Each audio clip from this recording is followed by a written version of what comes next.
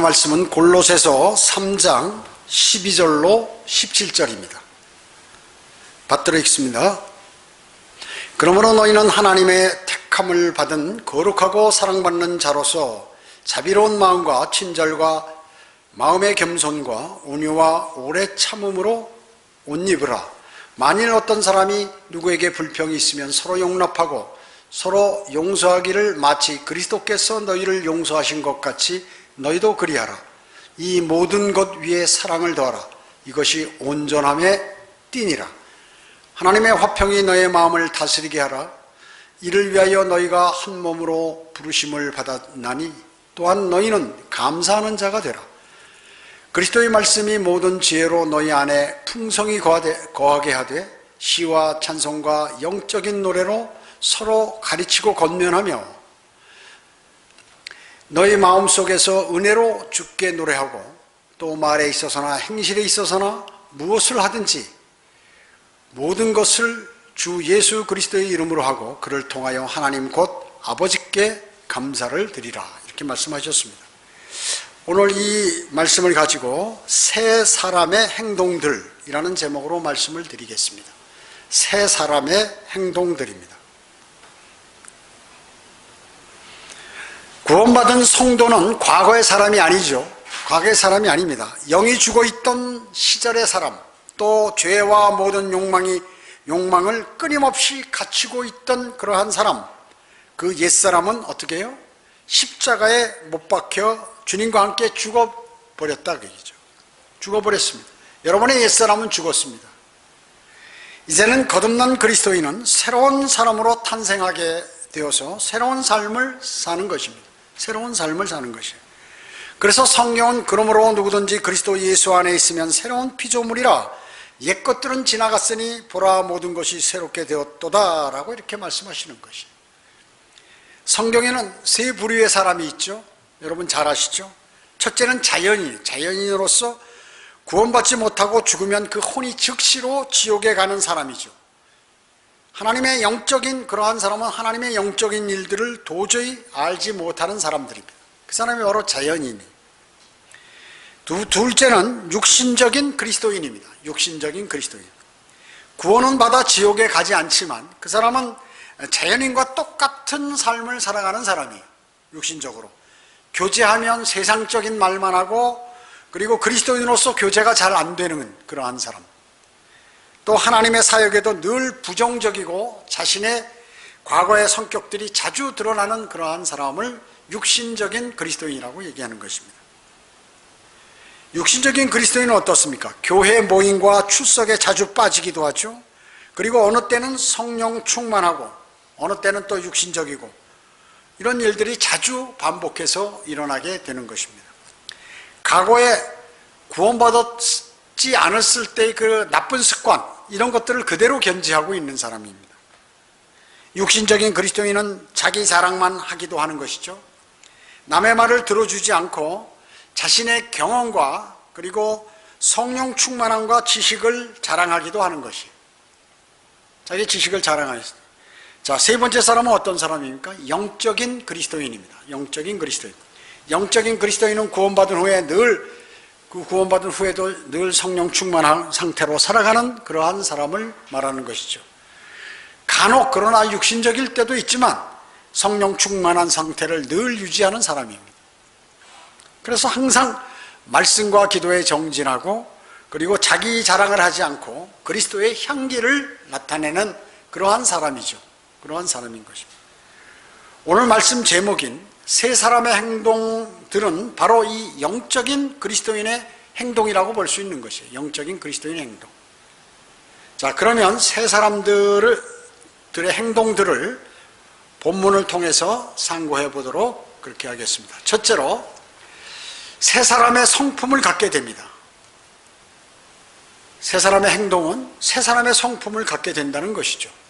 오늘 본문 골로새서 3장 12절에 그러므로 너희는 하나님의 택함 받은 거룩하고 사랑받는 자로서 자비로운 마음과 친절과 마음의 겸손과 온유와 오래 참음으로 옷 입으라 이렇게 말씀하셨죠. 여기서 택함 받았다는 것은 칼빈주의가 얘기하는 무조건적인 선택이 아니에요. 구원받은 사람을 하나님께서 관건으로 선택하신 것이 아니라 예수 그리스도 안에서 택함을 받았다는 것이죠. 예수 그리스도 안에서. 지금 예수 그리스도를 영접함으로 인해서 택함을 받았다는 것이죠. 주 예수 그리스도를 영접한 사람을 구원하시겠다, 택하시겠다 하는 그러한 말씀인 것입니다. 구원받은 사람의 성품은 어떻습니까? 오늘 12절에서 자비로운 마음을 갖는다. 자비로운 마음.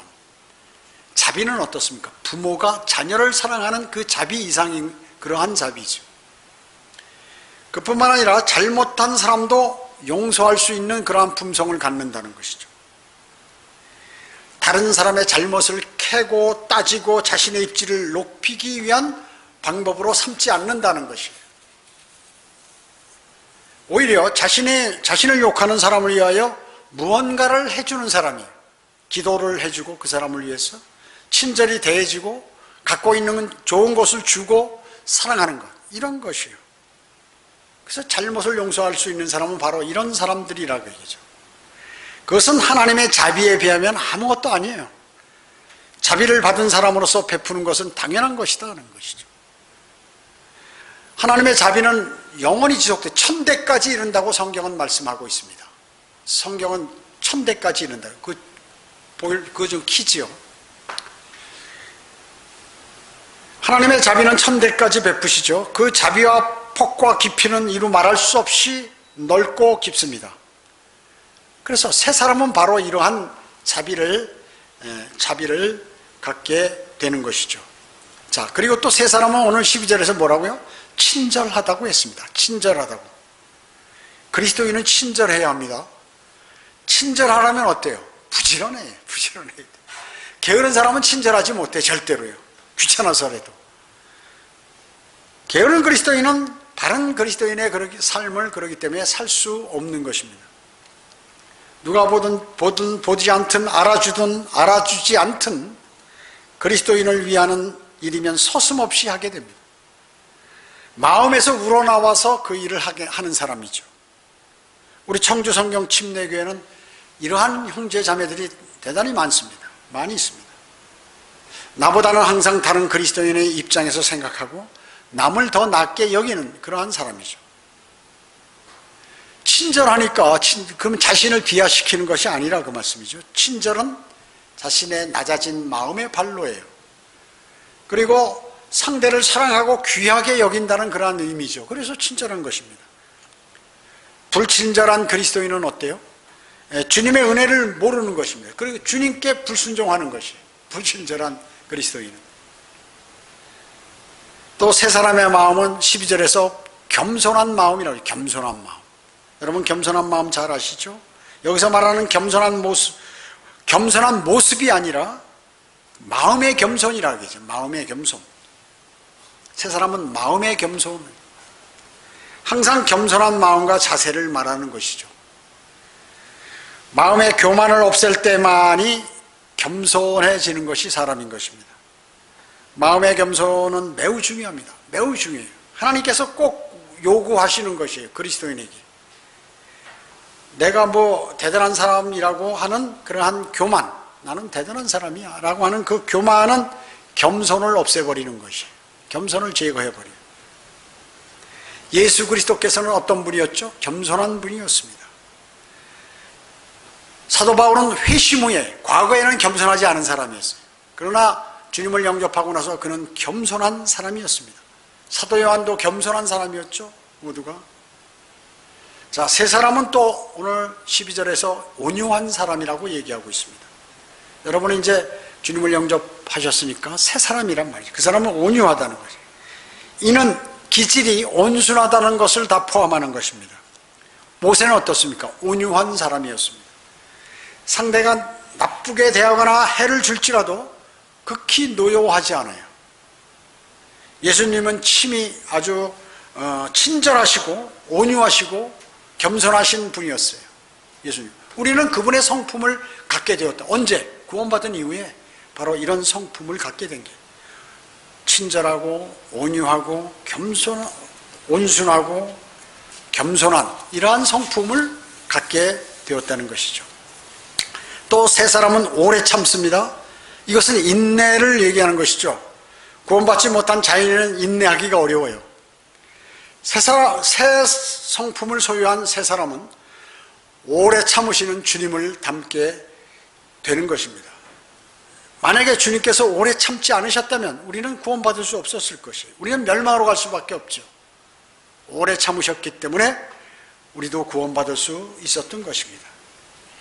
핍박하는 사람을 위한 오랜 기도, 구원받게 하기 위한 오랜 기도, 성경대로 믿는 사람이 되게 해달라는 오랜 기도, 그리고 진리와 접할 수 있도록 오래 참고 기도하는 것, 이런 것들은 너무도 아름다운 그리스도인의 삶이라고 얘기죠. 그리스도인의 삶. 그렇기 때문에 주님을 신뢰하고 주님 성경대로 믿는 사람들과 함께 경배드리려고 하는 그런 마음의 열정이 있었어요. 여러분 지난주에 대구에서 온 우리 강자매 보잖아요. 열정을 가지고 그 힘든 그 사이에 그 제일 추운 날 주님께 경배드리려고 또 추운 날 거기서부터 거리 설교 배우겠다고 와서 제가 그날 너무나 춥고 바람이 그때 한 15도 됐는데 12, 3도 됐는데 체감온도는 영하 한 20도 돼요. 그래서 형제 자매들도 모두 춥고 잘못하면 감기 걸리지 않을까 이런 생각이 한 30분만 했는데 더 하자고 그래요. 그러더니 본인이 거기서 더 해가지고 구령을 한 명 최초로 한 거예요. 하더라고요. 자, 자신에게 질문하고 새 사람으로 바꿀 것을 모두는 다짐해야 돼요.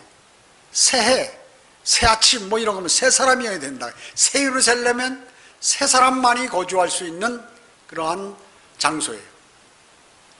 두 번째, 누구한테 불평이 있을 때 서로 용납하고 용서해야 된다. 불평이 있을 때 용납하고 용서해야 합니다.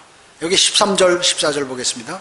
만일 어떤 사람이 누구에게 불평이 있으면 서로 용납하고 서로 용서하기를 마치 그리스도께서 너희를 용서하신 것 같이 너희도 그리하라. 이 모든 것 위에 사랑을 더하라. 이것이 온전함의 띠니라. 이렇게 말씀하고 있는 것이에요. 주님은 우리의 모든 허물과 죄들을 용서해 주셨죠.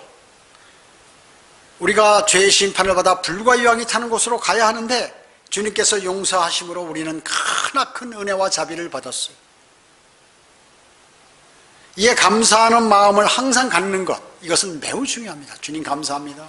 저에게 이런 것을 주셔서 감사합니다. 그렇게 하는 사람은 다른 그리스도인을 용납하고 그리고 용서할 수 있는 것이에요. 용서할 수 있는 것입니다.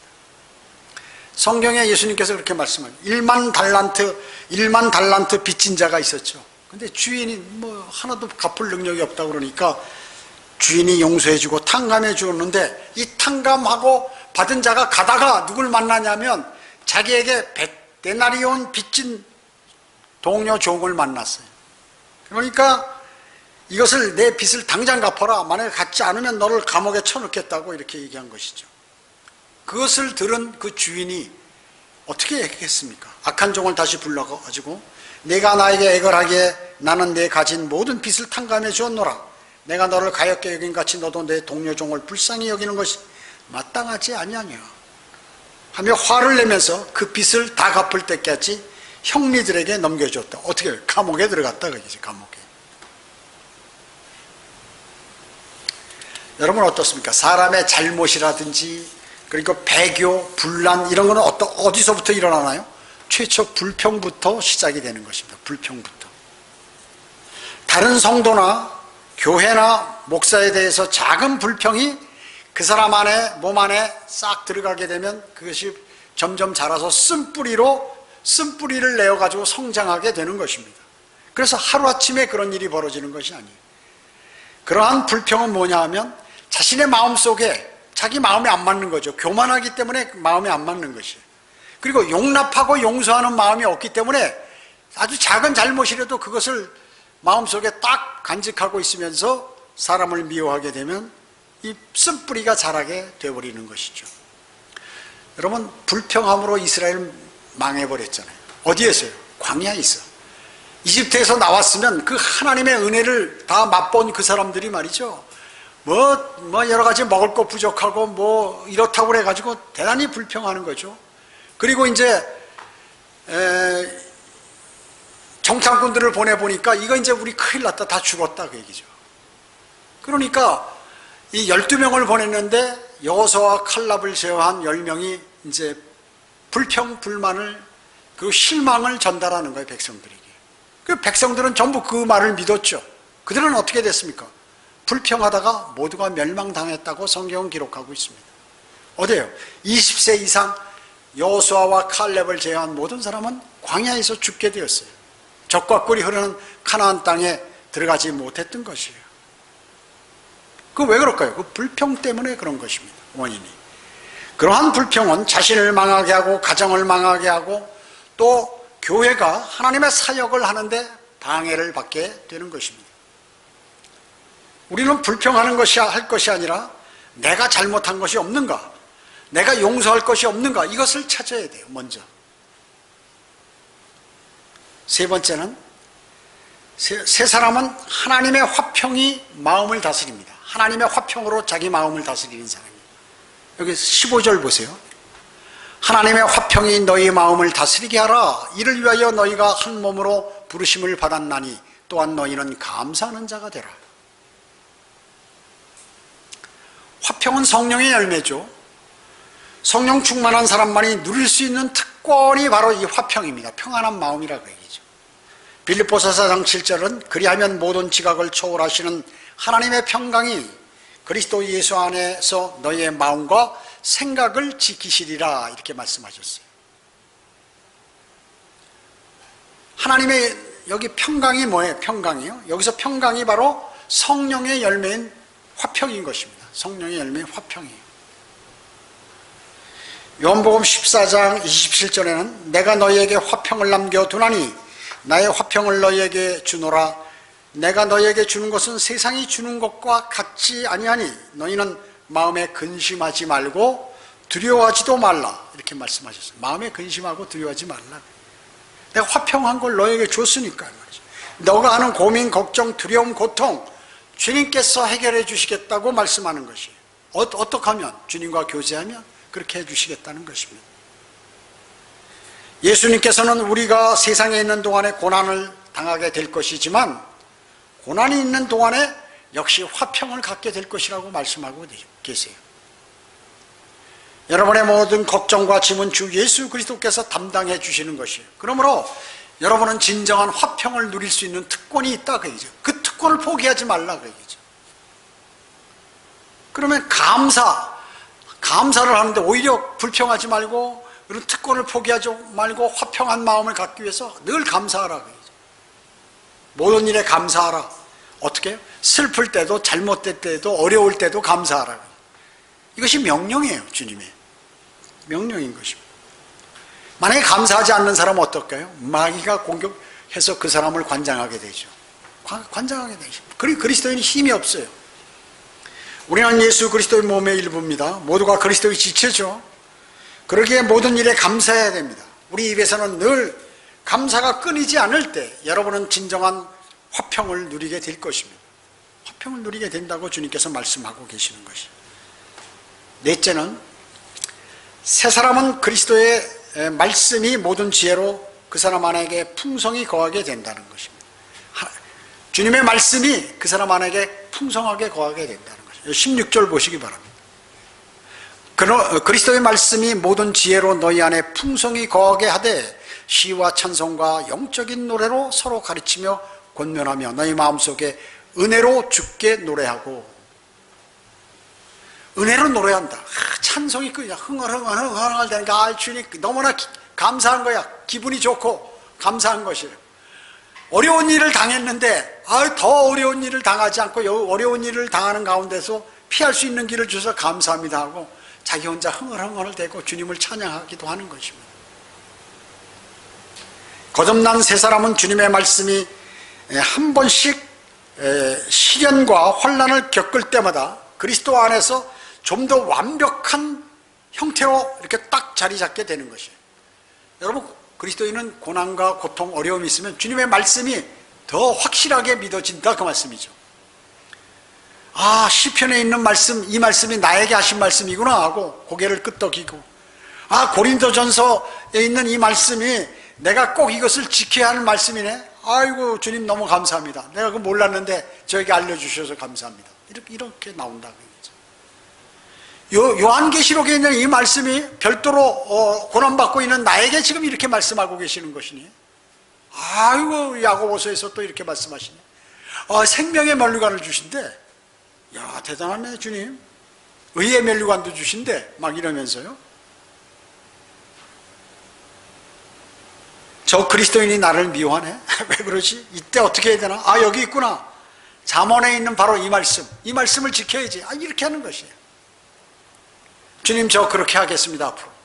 이런 사람이 새 사람이라고 얘기죠. 그리스도인, 바른 사람이라고 얘기죠. 주님께서 좋아하시는 사람이라고 얘기죠. 성령께서 여러분 모두를 지혜로 인도하시며 깨우침을 늘 주십니다. 그렇기 때문에 이러한 인도하심을 받아야 돼요. 평소에는 형제자매끼리 사랑하고 기쁨을 나누며 생활 속에서 찬송이 흘러나오는 것이 거룩한 삶의 특징인 것입니다. 여기에 더하여 마음으로부터 절실하게 하나님의 은혜를 깨닫게 되는 것이죠. 하나님의 은혜를 깨닫게 되는 것입니다. 아무리 큰 잘못을 저질렀다 하더라도 자백기도 하면 떨어진 유리잔이 산산조각 나듯이 죄의 행적은 찾아볼 수가 없어요. 여러분, 죄에 대해서 주님께서 징계하지 않으시는 것입니다. 그렇기 때문에 시와 찬송과 영적인 노래가 나오게 되는 것이에요. 시 같은 건 시편에 있는 내용들이에요. 여러분들이 읽으신 거 그런 것들이 기억나고 또 그것을 보게 되고, 찬송도 여러분이 우리 찬송가 있는 찬송들 부르죠. 영적인 노래는 뭐예요? 이러한 찬송에다가 더 부가돼서 이중창, 삼중창 여러 개 이렇게 편곡해서 부르는 것도 있고, 자신이 멋대로 임의적으로 자기에게 찬양하는, 자기 안에서 찬양하는, 주님을 찬양하는 그런 임의적인 찬송들 모두가 포함되는 것입니다. 그러한 것을 서로 가르치고 권면하는 그러한 힘을 주시는 것입니다. 우리에게는 어떻습니까? 전지전능하신 하나님께서 계시죠. 아버지께서 계시죠. 그분이 아버지이시기 때문에 늘 기쁨이 충만한 생활을 할 수가 있는 것입니다. 다섯째로, 세 사람은 말과 행실에 있어서 주 예수 그리스도의 이름으로 말하는 것이에요. 말과 행실에 있어서 늘 주 예수 그리스도의 이름으로 말하는 것입니다. 여기 17절 보겠습니다. 또 말에 있어서나 행실에 있어서나 무엇을 하든지 모든 것을 주 예수의 이름으로 하고 그를 통하여 하나님 곧 아버지께 감사를 드리라. 그의 언어는 뭐예요? 믿음을 세워줘요. 그 사람 입에서 나오는 건 믿음을 세워주는 말이 나오는 거예요. 다른 그리스도인을 사랑하는 언어로 바뀌게 됩니다. 모든 행실은 경건하며 주님이 기쁘신 그런 행동을 그 사람은 늘 하게 되는 것이에요. 세 사람은 모든 사고와 말과 행실 등이 주님께서 값을 치르신 세 사람답게 서서히 바뀌는 것이죠. 바뀌는 것입니다. 자신의 모든 일의 성취는 주님의 인도하심으로 알게 되고 또 영광을 돌리게 되는. 아, 나에게 이런 일이 벌어졌어. 이거 내가 생각지도 않은 이 일을, 좋은 일이 생겼네. 이거 주님께서 나에게 이렇게 해주셨구나. 내가 어렵고 곤란하고 하는데 알으셨구나. 심지어 학생들은 시험을 보는데 생각나지 않고 공부 안 한 건데 알게끔 맞게 해주셨구나. 이거 다 주님께서 해주시는 것이. 자신의 모든 일의 성취는 주님께서 인도해 주신 것이다 라고 주님께 감사를 드리는 사람은 대단한 사람이에요. 모든 어려움도 주님의 인도해 주시는 그러한 과정이라는 것을 여러분은 꼭 기억해야 합니다. 그래서 그분의 이름을 늘 높입니다. 주님이 항상 내 곁에 계시고 내 안에 계시고 그래서 나를 보호하시고 나를 인도해 주셨구나. 내가 이번에 참 그것 때문에 고민했는데 그거에 대한 해결책을 주님께서 알려주시고 또 글로 인도해 주셨구나. 그런 것입니다. 오늘은 세 사람의 행동들에 대해서 제가 말씀을 드렸습니다. 첫째, 세 사람은 자비로운 마음과 친절과 마음의 겸손과 온유와 오래 참는 세 사람의 성품을 갖는다고 그랬습니다. 둘째는 세 사람은 누구에게 불평이 있을 때도 용납하고 용서하게 된다고 말씀을 드렸죠. 셋째로 세 사람은 하나님의 화평이 그 사람의 마음을 다스린다고 그랬습니다. 늘 화평한 마음을 갖고 있어요. 넷째로 세 사람은 그리스도의 말씀이 모든 지혜로 그 사랑 안에서 풍성히 거하게 된다. 하나님의 말씀이 사랑 안에서 내 마음속에 거하게 된다는 것이죠.